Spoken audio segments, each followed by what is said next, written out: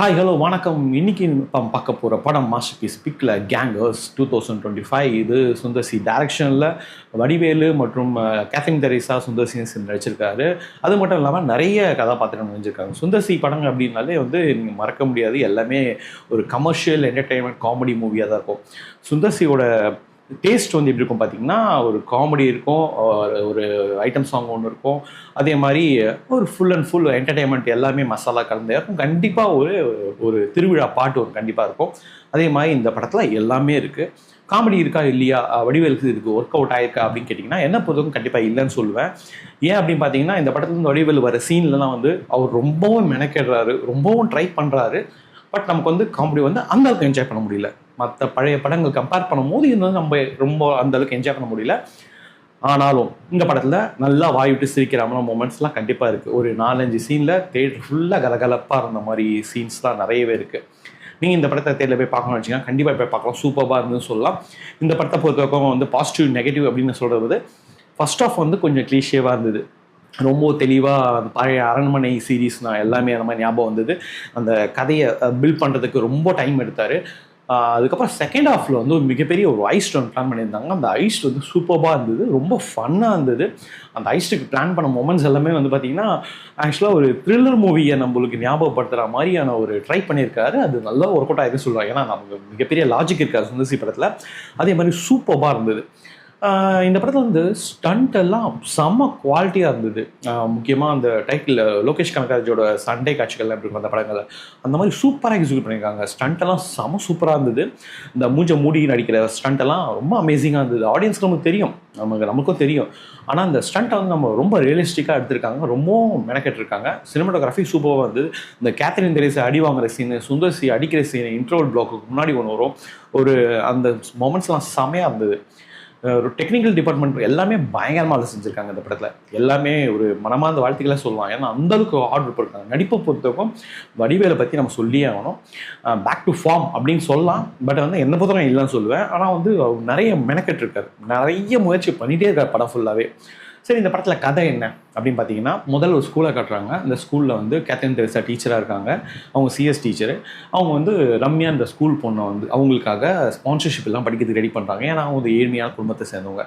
அந்த பொண்ணு திடீர்னு காணாமல் போயிடுறாங்க. அந்த பொண்ணு ஏன் காணாமல் போகிறாங்க அப்படின்னு தெரியறதுக்காக இவங்க ரொம்ப முயற்சி பண்ணுறாங்க. போலீஸ்லாம் கம்ப்ளைண்ட் பண்ணுறாங்க.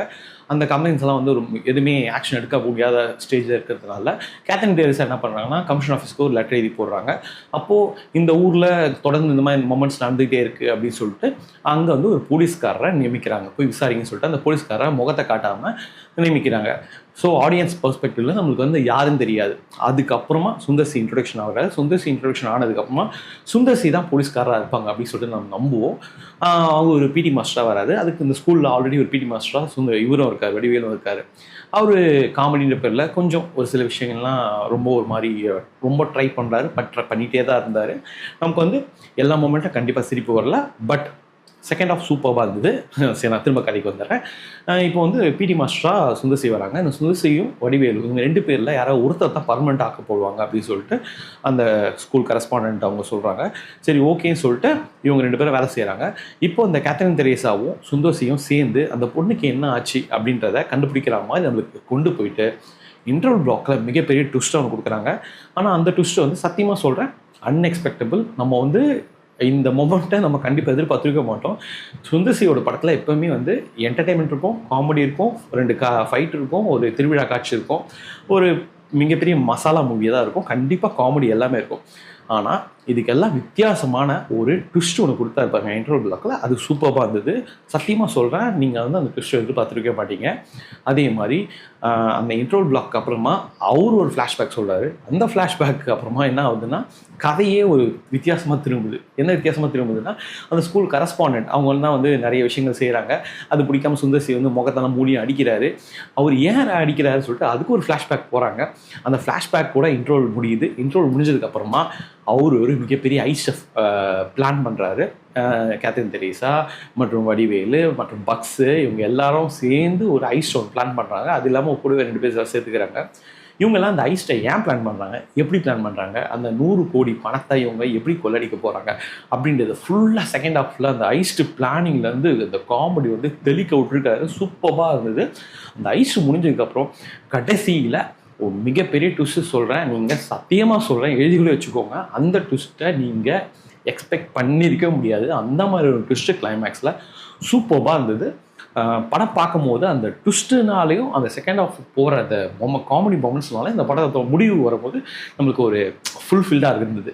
அது வரைக்கும் பார்த்தீங்கன்னா ஃபர்ஸ்ட் ஹாஃப்லாம் பார்த்தீங்கன்னா என்னடா அது எங்கே போகுது அப்படின்ற மாதிரி தான் இருந்தது. செகண்ட் ஹாஃப் ஃபுல்லாக அந்த ரொம்ப ஃபன் பேக்டாக அந்த ஐஸ் பிளானிங்கும் அந்த காமெடி மூமெண்ட்ஸும் அந்த வடிவேலு வித்தியாசமான கெட்டப்ஸும் சூப்பராக அந்த எண்டிங் செம்மையாக பண்ணாங்க. கடைசியில் ஒரு ஹீரோ இதில் வந்து ஒரு கேமியோ ஒன்று வந்திருக்காரு. அந்த ஹீரோ யாருன்னு நான் சொல்ல முடியாது. ஏன் அப்படின்னு பார்த்தீங்கன்னா அது வந்து மிகப்பெரிய ட்விஸ்ட்டில் அந்த அவர் வருவார். ஸோ அதை நான் ரிவீல் பண்ணலாம். அந்த ட்விஸ்ட் என்னன்னு தெரியும். படம் பார்க்குறது இன்ட்ரெஸ்டே உங்களுக்கு இருக்காது. இந்த படத்தோட கதையை பெருசாக சொல்லாமல் லைட்டாக சினாப்சிஸ் மாதிரி நான் சொல்லியிருக்கேன். இந்த படத்தை நீங்கள் கண்டிப்பாக பார்த்து என்ஜாய் பண்ணணும். தாராளமாக தேட்டரில் போய் பார்க்கலாம். இந்த படம் வந்து ரொம்ப சூப்பராக இருக்குதுன்னு நான் சொல்ல மாட்டேன். செகண்ட் ஹாஃப் சூப்பராக இருந்ததுனால இந்த படம் வந்து ஓகேவா இருந்தது. ஒரு 190 ருபீஸ் கொடுத்து நம்ம படம் பார்க்குறோம் அப்படின்னா அந்த 190 ருபீஸ்க்கு நல்ல ஒர்த்து. ஒரு 5-6 மொமெண்ட்டில் நல்லா சிரித்து நல்லா பயங்கரமாக கிளாப்ஸு தியேட்டர்ஸ்லாம் அப்போ நல்லா பார்க்க முடிஞ்சுது. ஆனால் அது வடிவேலும் இருக்கிறதுனால அந்த காமெடி எப்படி சொல்ல மாட்டேன், அந்த டைலாக் டெலிவரி, அந்த டைமிங், இது எல்லாமே அந்த விஷயத்தை சேர்ந்ததுனால தான் அந்த காமெடி மட்டும் ஒர்க் அவுட் ஆச்சு. ஸோ வடிவேலு மிகப்பெரிய கம்பேக்காக இருக்குமா கேட்டால் கண்டிப்பாக இல்லை, என்ன பொறுத்த வரைக்கும். ஆனால் இந்த படம் செம்ம fun comedy fulfil entertainer. So நீங்கள் பார்த்து என்ஜாய் பண்ணணும்னு வச்சிங்கன்னா தேட்டரில் போய் பாருங்கள். சூப்பராக ஓடிட்டுருக்கு கேங்கர்ஸ். நம்ம இதே மாதிரி இன்னொரு படத்தோட ரிவ்யூவோட நான் உங்களை அப்புறமா சந்திக்கிறேன். நன்றி, வணக்கம். தேங்க்ஸ் ஃபார் வாட்சிங் மாஸ்டர்பீஸ்.